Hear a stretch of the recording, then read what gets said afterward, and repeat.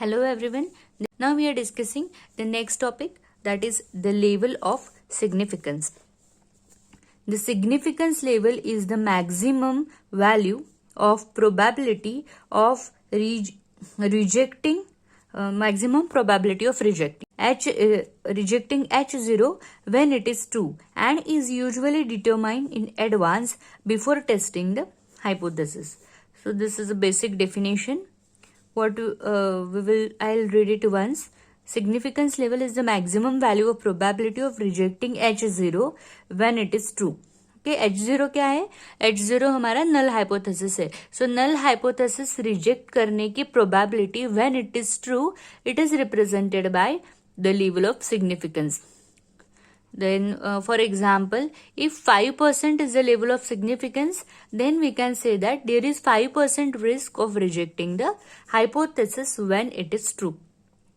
Means आपका जो hypothesis आपने कंसिडर किया है, जैसे हम कंसिडर करेंगे null hypothesis. Okay, H0 null hypothesis मैंने कंसिडर किया है, तो ये ट्रू भी हो सकता है या फॉल्स भी हो सकता है. ओके अभी यहाँ पे प्रॉब्लम क्या हो सकता है कि आपके रिसर्च जैसे आगे बढ़ेगा वैसे जो ट्रू हाइपोथेसिस है वो गलती से फॉल्स दिखाया जा सकता है, या फिर जो फॉल्स हाइपोथेसिस है वो गलती से ट्रू दिखाया जा सकता है.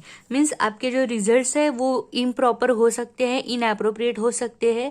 उसके कई रीजंस है, जैसे आपका टेस्टिंग डेटा लिमिटेड हो सकता है, टेस्टिंग मेथड जो है आपकी इम्प्रॉपर हो सकती है, जिसकी वजह से ट्रू हाइपोथेसिस फॉल्स आ सकता है या फॉल्स हाइपोथेसिस ट्रू आ सकता है. सो ये हमें डिस्कस करना है level of significance.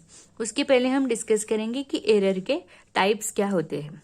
There are various types of error. So जो मैंने अभी बताया वो है एक काइंड का एरर है, वो उसको हम फॉल्स पॉजिटिव या फॉल्स नेगेटिव बोल सकते हैं. जैसे false positive means what, positive नहीं है फिर भी उसको गलती से पॉजिटिव दिखाया है, या फॉल्स नेगेटिव मीन्स नेगेटिव नहीं है फिर भी उसको गलती से नेगेटिव दिखाया गया है. This kind of concept is here in case of type 1 and type 2 errors. Okay, now I will read it once. In context of testing hypothesis, there are basically two types of errors that we can make. We may reject H0 when it is true, and we may accept H0 when it is not true or when it is false. जो मैंने आपको बताया है कि जो hypothesis हमने consider किया है वो गलती से हम ट्रू दिखा सकते हैं या गलती से उसको फॉल्स बता सकते हैं जबकि वो ट्रू है. सो ये कंडीशन एक टेबल के फॉर्म में हमने रिप्रेजेंट की है. ये हमारा डिसीजन है हाइपोथेसिस को एक्सेप्ट या रिजेक्ट करने का. ठीक है, अभी ये कंडीशन ये है कि आपका हाइपोथेसिस ट्रू है और आपने एक्सेप्ट किया है उसको, तो ये तो राइट कंडीशन होंगे, ट्रू है और एक्सेप्ट किया, so it is a correct decision. Again अगर हाइपोथेसिस फॉल्स है, यहाँ पे देखो H0 is a false and यहाँ पे हमने H0 को रिजेक्ट किया है, तो ये हो गया हमारा correct decision. So wrong decisions कौन से हो गए यहाँ पे? This two decisions are wrong decisions.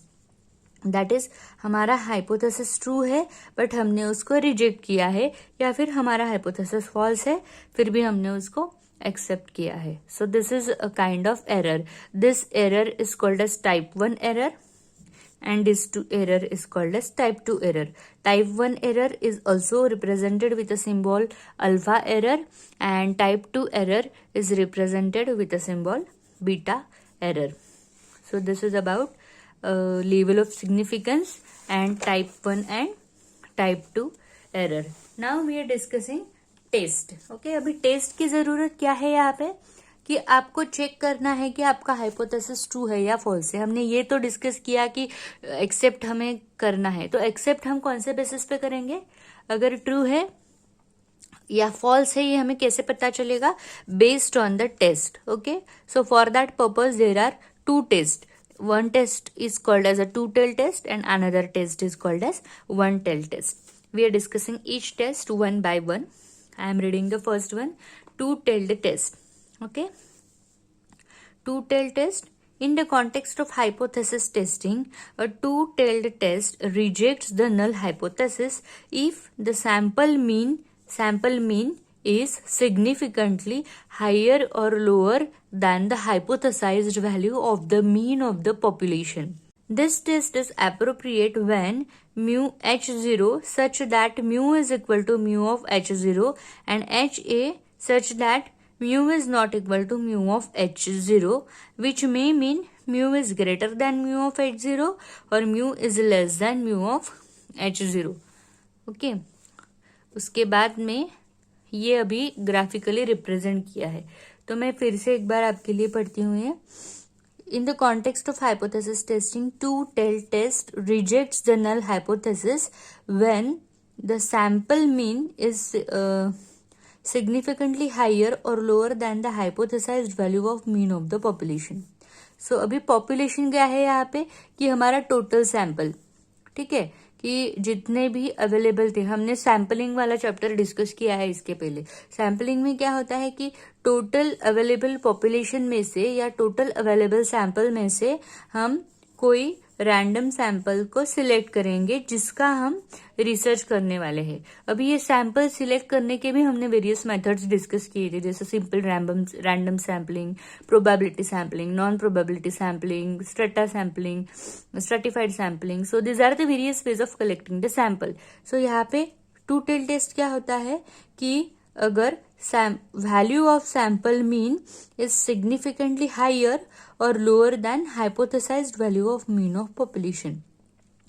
अगर ये कंडीशन आता है तो that is a two tail test. अब ये आपको क्लियर होगा ग्राफ पे से.